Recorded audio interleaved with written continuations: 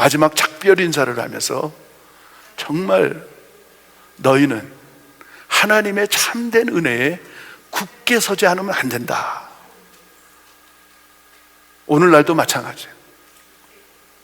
전 세계가 어느 순간에 1년도 넘게 전 세계가 예배가 폐해지고 있어요. 예배가 멈췄어요. 이것이 하나님 뜻일까요? 마귀 사단의 뜻일까요? 우리 조금만 비춰보면 우리가 어떻게 신앙생활을 해야 될지, 우리가 어떻게 우리가 이 땅을 살아가야 될지를 금방 깨달을 수가 있어요. 이건 절대로 하나님의 뜻이 아닙니다. 사단은 우는 사자처럼 산길자를 두루 찾아다닌다고 성경에는 기록하고 있어요. 그 크리스찬들이 왕같은 제사장들로 살아가게 할까? 그것이 하나님의 소원이고 오늘 사도 베드로의 소원이었어요.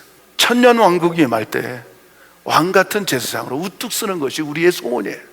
가장 축복받은 사람이 어떤 사람이야? 첫째 부활에 동참하는 사람. 참된 은혜라는 것은 뭐냐면 예수 그리스도의 고난을 통하여서 하나님 보좌 우편에 앉으신 예수님을 생각하면서 우리도 하나님의 자녀들도 하나님의 아들처럼 대우해 주기 위해서 환난과 시험과 불시험을 허락하고 있다는 거예요. 오늘 여러분들 위로받으시기 바라요. 우리 인생은 한마디로 고예요. 고. 인생은 고통이에요. 고통. 그런데 정말 우리 예수 믿는 사람들은 지혜롭게 사는 것이 뭐냐면 하나님의 시간을 알고 있다는 거예요. 그것이 너무 고통스럽고 괴롭고 소망이 없는데 우리 소망이 있는 게 뭐냐면 하나님의 시간이 오면 그 고통은 지나간다는 거예요. 어려움도 지나갔고 괴로움도 지나갔고 행복도 지나갔고 그냥 모든 게 다 돌아보니까 지나갔어. 하나님의 은혜 속에 있는 사람들을 보니까 그 시간을 통하여서 하나님께 더 가까이 가는 하나님의 그 징검다리라는 사실을 우리는 깨달았어요. 너희가 선주를 알고 넘어질까 조심해라. 그 말씀은 뭐냐면 우리가 잘 나갈 때, 우리가 잘 될 때, 축복받을 때, 우리가 행복할 때, 우리가 건강할 때, 이때가 가장 위험할 때라는 거예요. 오늘 그렇다면 가장 안전할 때가 언제인지 아십니까? 내 개인의 삶 속에 어려움이 있을 때, 그때가 하나님의 축복이라는 거예요. 우리의 평강이 예수 안에 있다는 거예요. 우리의 행복이 예수 안에 있다는 거예요. 우리의 건강이 예수 안에 있다는 거예요. 우리의 그 모든 형통이 예수 안에밖에 없다는 거예요. 우리는 너무나도 바깥에서 찾으려고 그래요. 예수님의 옷자락만 만져도, 예수님의 옷자락만 터치만 해도 자기 병이 나을 것 같은 그 믿음 하나 가지고 그 군중들이 어마어마하게 헤어있는 그 가운데 그는 삐짓고 들어가서 예수님의 옷자락을 터치를 해버려요. 그런데 놀라운 일이 벌어졌어요. 많은 의원에게 많은 돈을 들여서 고침을 받으려고 했지만 예수님의 그 능력의 근원에 그냥 스치기만 했는데 그 혈류증 여인은 고침을 받았어요. 하나님의 은혜는 하나님의 사랑이에요. 하나님의 사랑은 하나님의 용서예요. 하나님의 그 긍휼하심이요, 하나님의 그 의예요. 그런 게 다 따라오는 거예요. 하나님의 은혜 안에.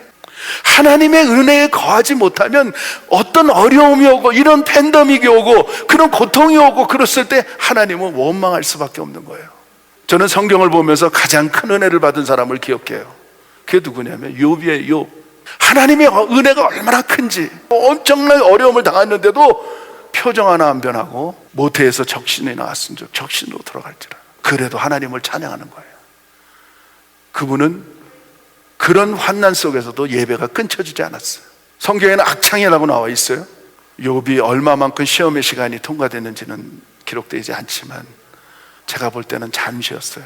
두 배로 정확하게 하나님은 세서 이전에 있었던 그 어마어마한 재산보다도 정확하게 2배로 하나님은 회복시켜줬어요. 여러분, 천국에서 회복됐나요? No. 욥은 살아있을 때 지나갑니다. 하나님의 은혜 안에 있으면, 굳게 서 있으면 우리는 하나님의 환난, 하나님의 시험, 그런 모든 그런 어려움, 고통, 그런 것들이 다 지나가게 돼 있어요. 그래서 오늘 사도 베드로는 우리들에게 이런 것을 너무 잘 알고 있기 때문에, 예수님의 십자가의 고난을 너무나 잘 알고 있기 때문에 예수님처럼 우리가 뼈가 으스러지는 경험했을까요? 온 가죽이 벗겨지는 경험했습니까? 대못에 발목과 팔목에 박혀서 그냥 온몸이 벗겨져서 그 부끄러움을, 우리는 거기까지는 가진 않았어요. 왜? 예수님이 대신 은혜 가운데 이런 고통을 우리 대신 대속해 주신 십자가, 그게 바로 은혜입니다. 바로 참된 은혜예요. 여러분, 우리가 이 참된 은혜를 깨닫는 것이 구원이고, 참된 은혜를 깨닫고 생활하는 것이 신앙이고, 그래서 신앙생활이에요. 저는 그래서 반대로 얘기해, 생활신앙이 돼야 된다는 거예요. 우리 생활이 신앙이 돼야지, 신앙이 생활이 돼버리면 좀 어려워져요. 우리 삶 자체가 신앙이에요.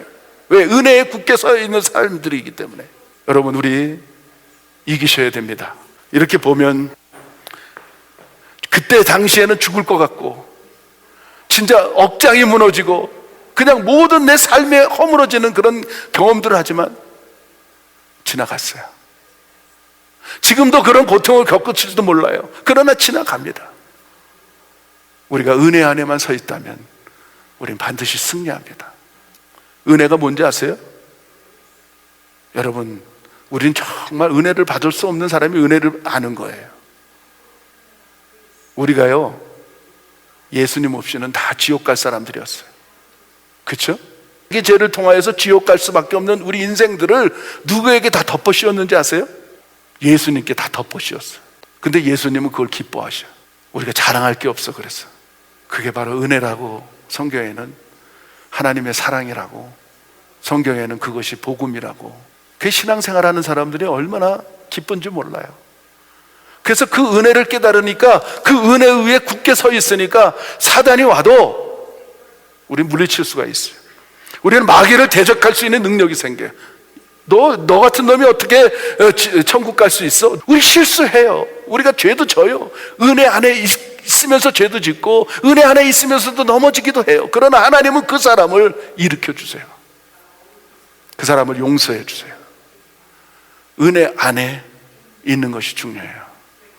그 사람들의 나타나는 특성이 뭔지 아십니까? 평강이에요. 평강. 오늘 14절에 있는 말씀, 평강. 여러분 안에 평강이 있습니까? 오늘 세상이 멸망한다고 해도 평강이 있습니까? 막 괴로워도 평강. 여러분, 성경에는 참새한 마리도 하나님 허락 없이는 떨어지지 않습니다. 믿습니까? 그걸 믿는다면 그 바이러스 때문에 죽는 게 아니고 하나님 때에 가는 거예요. 여러분, 그거 아셔야 돼요. 믿음의 사람들은 그래 흔들리질 않아. 사단이 아무리 와서 우리를 그냥 참소해도, 사단아 물러가, 나는 하나님의 아들이고 하나님의 딸이야, 이게 생기는 거예요. 확신이 있어요. 오늘 여러분들이 그런 확신을 가지고, 오늘 이 말씀의 제목처럼 하나님의 참된 은혜 안에 굳게 서서, 오늘 초대교인들이 불 속에 들어가고, 여러분 잘 알지 않습니까? 횃불로 밝혀서 그 네로 궁정 안에 크리스찬들을 십자가에 매달아 놓고 거기다 혀기를 뿌리고 거기다가 그 헝겊을 둘러해서 밤새도록 태운 거 아십니까?